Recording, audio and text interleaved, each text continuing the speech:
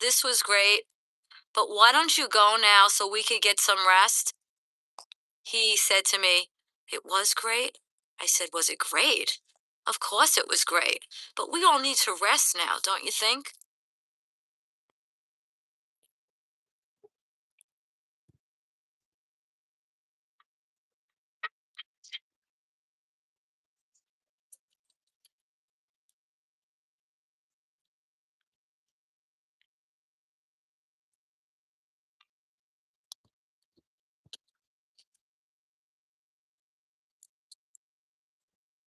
When we got to the bottom of the mountain, there's only about 5 houses there, and the the house we stopped at, it just had the lights on.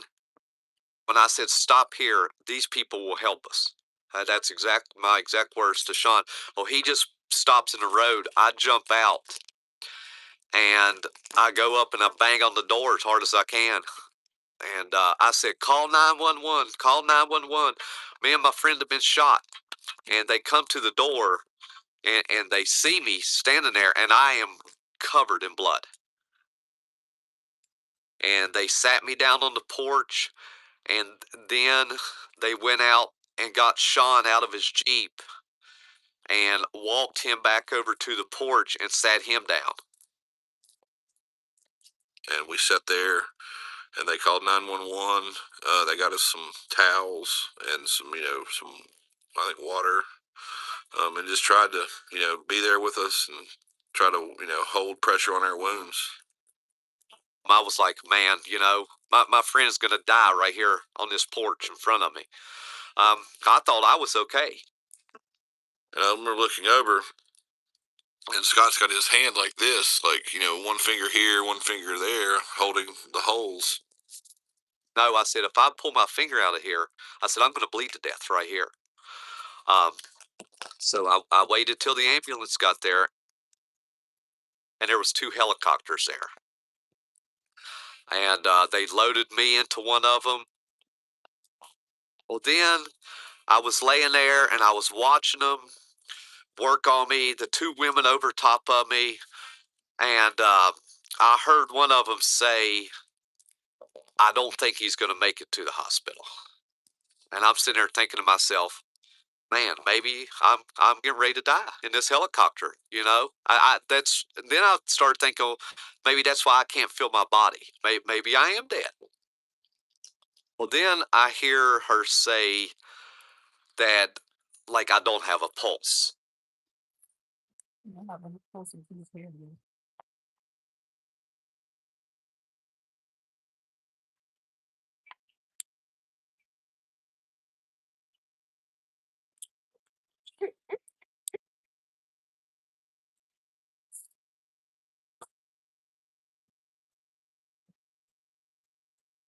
I heard the bear approaching again through the woods, kind of crashing through the woods, and I immediately dropped back down into a ball.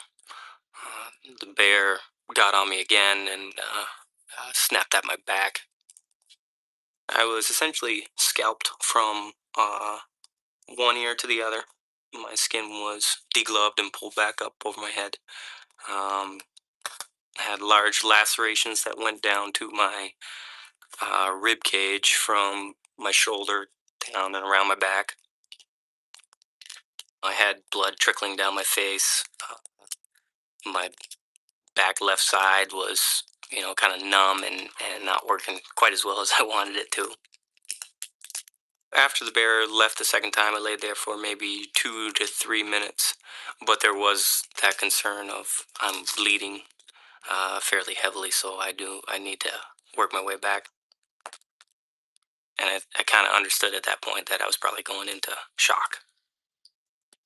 So what I decided to do was get on my hands and knees and crawl.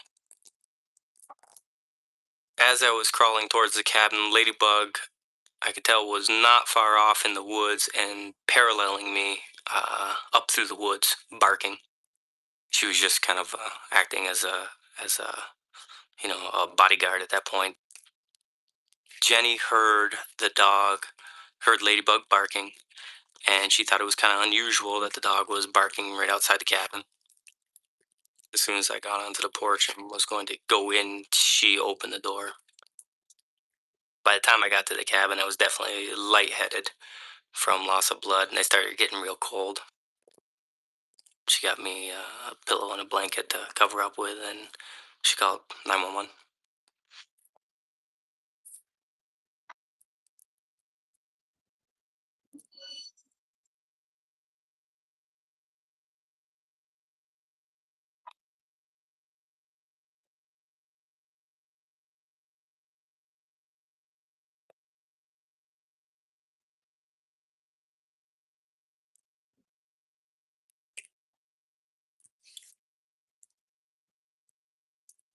I said to him, you know, this was great, but why don't you go now so we could get some rest? And maybe we'll see, about another time because it was really great having you. And I'm saying this to him and knowing how twisted and bizarre that is that I'm saying that, but knowing that that's how I'm going to live through this. And that's what's going to save my roommate and myself. And it worked. And he bought into that like a little kid in a candy store. And he backed out of the room and he got a little violent and said, "Don't get up yet, though, until I'm out." And he backed out of the room with the knife, and I remember hearing the front door shut. My roommate's reaction was like, "Let's get up." And I was like, no. I just didn't feel safe yet. And after a few minutes, I said, now we could get up and call the cops. The next thing I remember, we were in the ER being examined. We never went back to that. Was it for the apartment. Although the next day we did have to go and meet with detectives and police officers, and they had to dust the windowsills and all the logistics of that. But my stuff was immediately moved out of the apartment. I never slept there again, and I moved back in with my parents that lived nearby. When the cops came to our apartment and did fingerprints and dusting, we did find out that he entered our apartment by taking a bar or a crowbar and jamming on the living room window. We later found out that his apartment shared that same courtyard as us, and that was really eerie, knowing that this is a man that was my neighbor and has been watching us, stalking us. He, a few weeks later, wound up raping another young woman that shared the same courtyard. And he said to her, "I've just raped two others."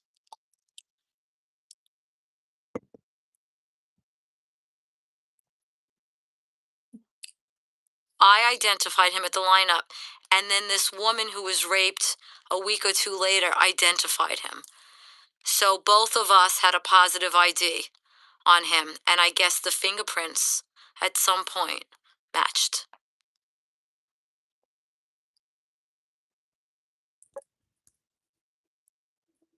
He was young. I think I survived because of my composure, my faith, and this sixth sense of intuitiveness and instinct, which took over.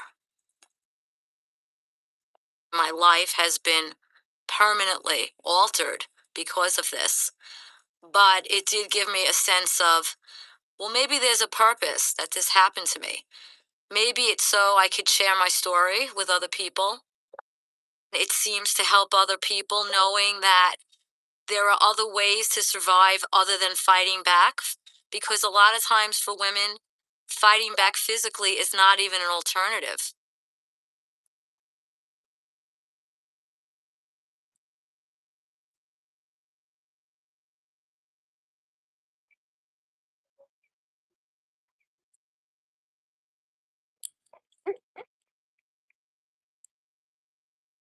The skin on my head was degloved and pulled forward from ear to ear, basically like being scalped. There was laceration coming down from my left shoulder all the way down and around my rib cage, and then another large laceration that traveled from the same side and then down across my buttocks, totaling for about 300 stitches or so. I survived because of having some knowledge on what to do in a bear encounter. My dog, even though she got me into the encounter in the first place, she certainly helped me out.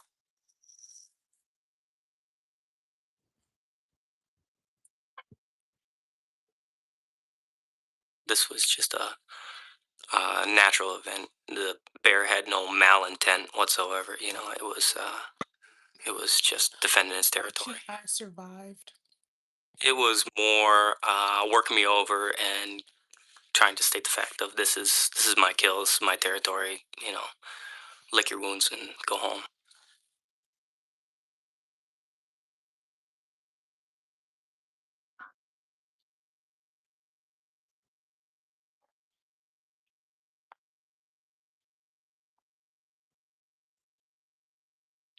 It was, I feel, to some degree, unfortunate that the bear had to be destroyed. We, you know, kind of petitioned to have it moved if they could, but they felt that for safety, the best thing to do was to put the bear down.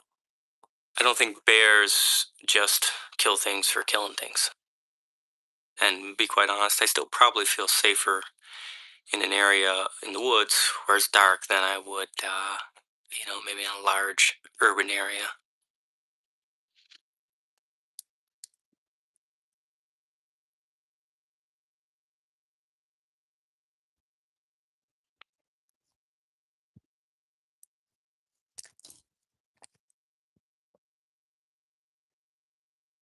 I knew that he was a lot worse than I was, especially once he had to have surgery and I didn't. Miraculously, they told me, they were like, "Look, you had a lot of muscle mass in your chest. It pushed the bullet over to the side. It's in your ribs. It didn't penetrate anything." He said the bullet in your face went into your nasal passages and just ricocheted around. I was in recovery room by 4 o'clock in the morning, and the police officers come in to interview me, and they told me, they said, "Well, from what we understand, he saw the police and he just shot the truck up a bank and flipped it over on its hood.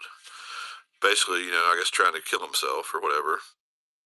And then they also said that he did live and they've got him in custody in the hospital, the same hospital we're in. The day after I got out of surgery, um,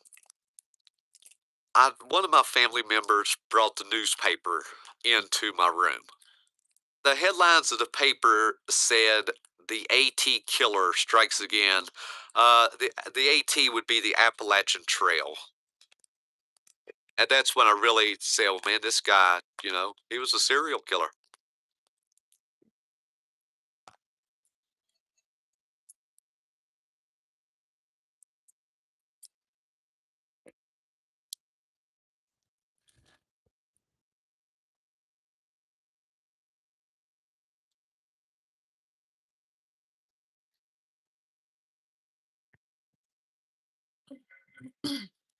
He was found with, like 6 pairs of eyeglasses, bloody clothes, female undergarments. He had like 20 knives and a hatchet. He had satanic ritual stuff. He had Wiccan religion stuff. Based on what they found, I mean, I would assume that he had done that to some other people, and that's a huge area and very mountainous. I mean, they may never find them, if they're up there.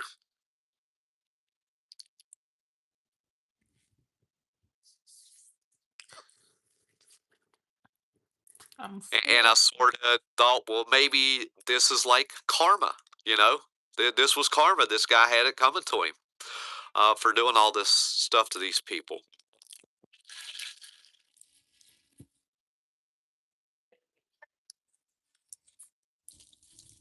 It's a beautiful area. I mean, I've been going there for years, and I've been fishing over there since then. all the people you meet on the Appalachian Trail, I mean, they're sort of the same type of characteristics in everybody. They're usually trustworthy people. I guess I just ran across the wrong one at the wrong time. But this guy was psycho, so I'm just glad he's dead, and glad it worked out great for Scott and I. I mean, we, other than a few scars, we're fine.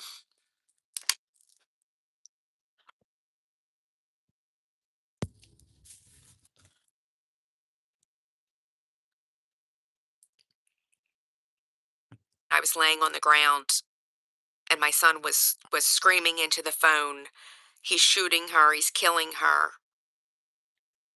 Even though we were in the pool and the water was freezing, I was deathly afraid that our hair was going to catch on fire.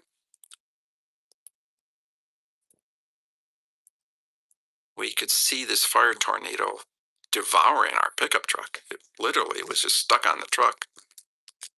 I'm like, why isn't God helping me? Why is this happening? At 15, I'm probably going to die.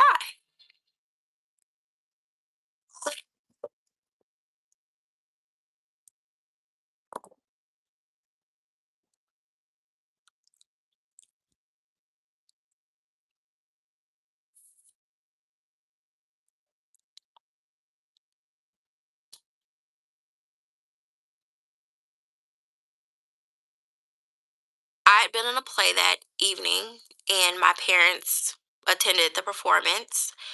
I was really tired when it was over, so I told them, I just want to go home and get some rest. So they dropped me off at home and they kept going, out to spend some time together. When I finally went to sleep, it was probably about 9 o'clock, and I was really tired, so I fell asleep pretty quickly. When I woke up out of my sleep, it was almost like an urgent feeling. My heart was racing and I couldn't figure out why. And I kind of sat there for a minute um, and I listened. Something just kept, making me feel that, Sydney, something is not right.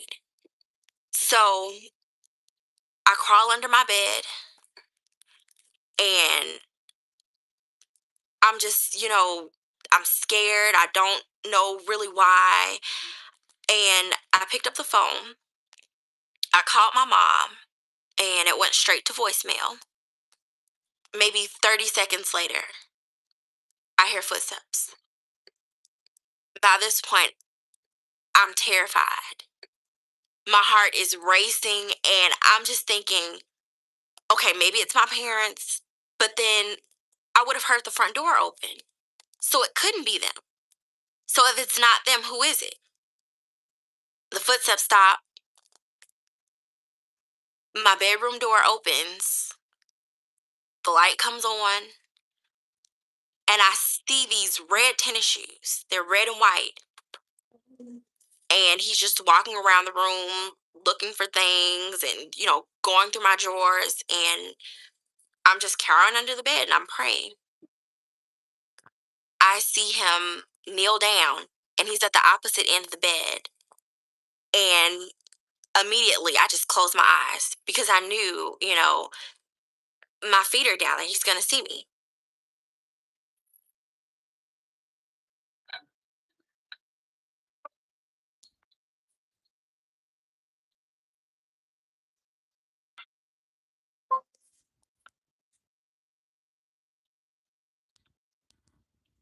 It was on a ridge top. It had a 340-degree view. It was absolutely beautiful. We loved it. It was a second marriage for both of us, and it was our dream home. Our house was on a private road that you had to go through an avocado grove to get to, and there were 5 homes on this ridgetop, and we could not see our neighbors. They were that far apart.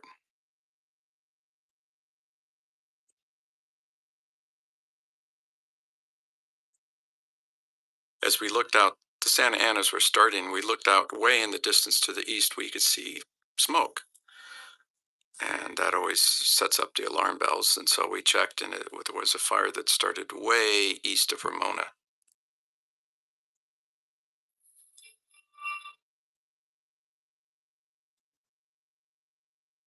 When the Santa Ana winds come along, it is so dry. Everything, it's just like a tinderbox.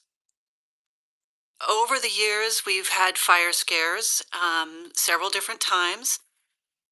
There was a pretty good fire right next to our home in '97. An arsonist had started a fire down on Bandy Canyon, which was below us.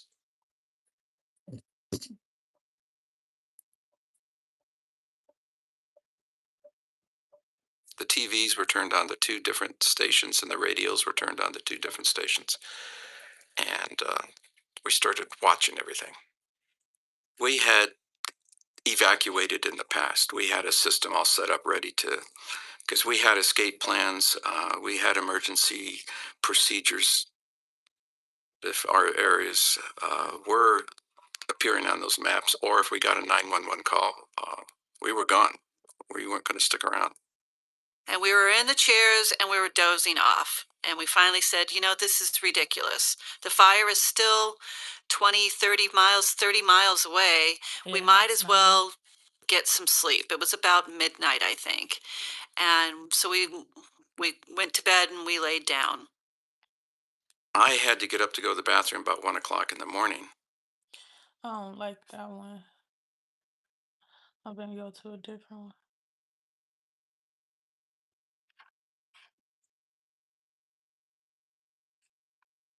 I'm all the way on season motherfucker 3. I'm gonna go to season 4 now.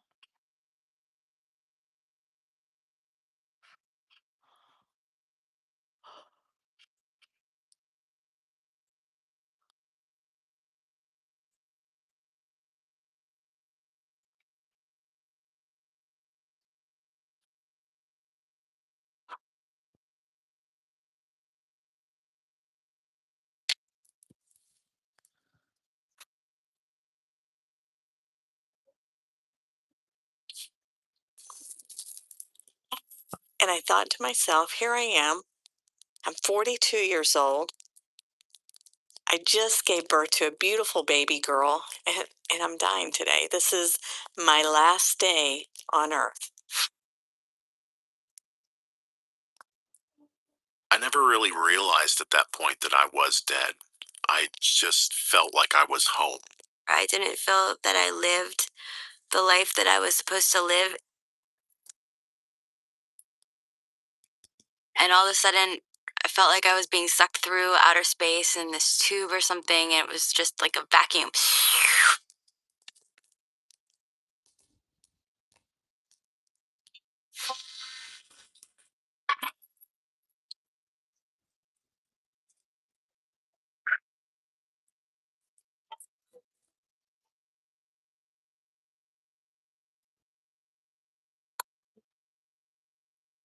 I was a safety and health professional. I'd worked at, several different companies.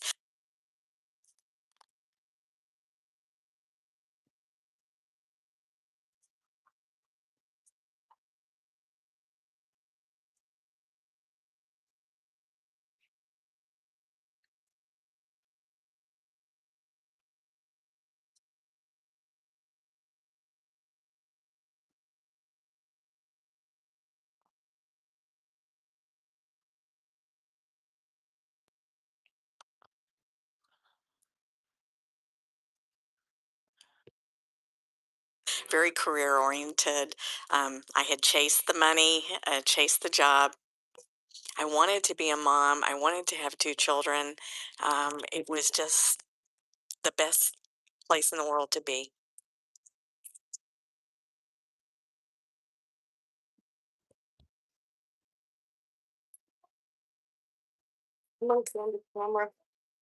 So when we went into the hospital, they prepped me. I was laying there. The doctor was bringing the baby out. Everything was going as planned. But for me, it was this intuition that something wasn't right. I just had this sixth sense that something was not right. She's beautiful. Right. Beautiful. And I wouldn't vocalize that I felt like something was wrong because everything was right.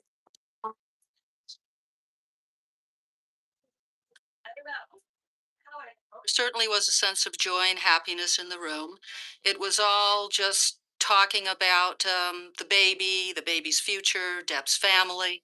Congratulations, Dad. Congratulations, Mom. And I left without any knowledge or any concern that there was a problem.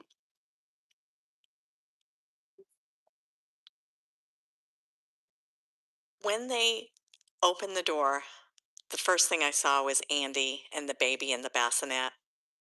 So very quickly, the nurses rolled me over to the bedside where I would be staying.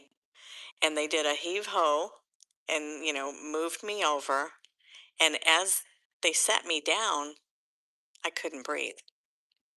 And Andy at that time came immediately to my side. And I remember looking up at him and he said, "Are you in trouble?" And my eyes were as big as saucers. And I said, "Yes." And I looked up at the nurse and I said, "I can't breathe." And she looked down at me and she goes, "You must breathe." I said, "Oh no, I can't breathe." I remember grabbing the railings of the bed and I tried to jump. And I said, "I'm dying, I'm dying. Help me, help me." And that's all I remember.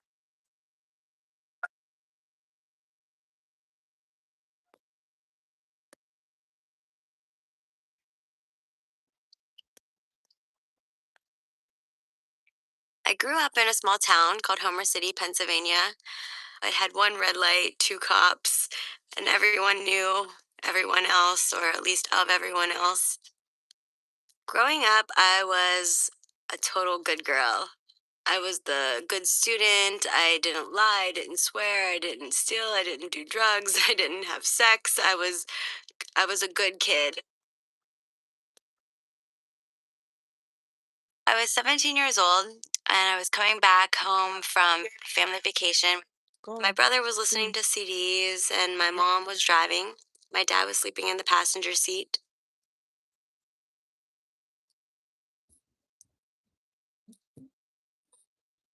We were going up a steep hill following a truck that was carrying like farm equipment or farm animals, something like that.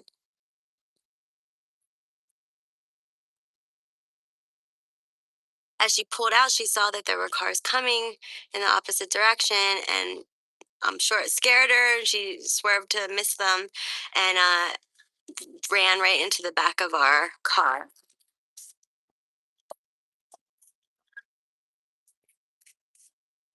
And then I looked up and the car was going under the truck. The thought that went through my mind is that my husband and I were going to be decapitated. All of a sudden, it was as if a hand came down and stopped the car just as the truck was at the base of the windshield. The next thing I remember is my son was flying forward. I caught him just before his head hit the dashboard. My left arm went through the back windshield. My bicep was cut in half. My sunglasses cut my eyelid, or ripped my eyelid out. We had to crawl through a broken window in the back seat. I saw Michaela, her head was hanging down, her hair was covering her face.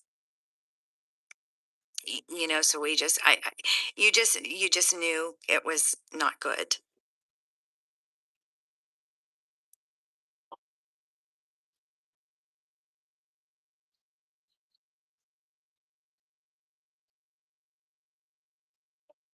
I come from a large family.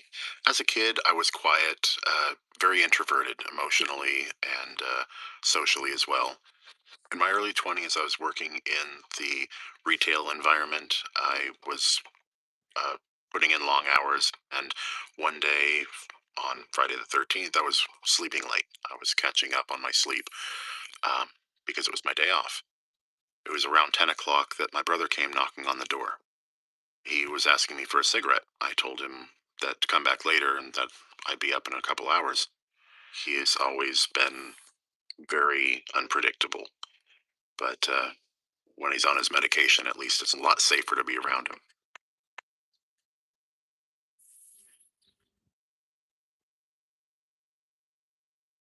He'd gotten it in his head that he didn't need it anymore, that he was cured because he'd been taking it long enough, and nobody could convince him otherwise. He went away, by all appearances. It was only a few minutes later that I woke up, and he was already standing over me in my room, holding a knife. It was an 18-inch double-edged, blood-guttered knife, very big, and it was already coming down. I wrestled with him, struggled with him. I cut my hands up with defensive wounds, trying to keep it from going into my chest, but I couldn't stop it. It wound up going up my face. By the time it had found its mark, it had gone an entire 18 inches into my chest.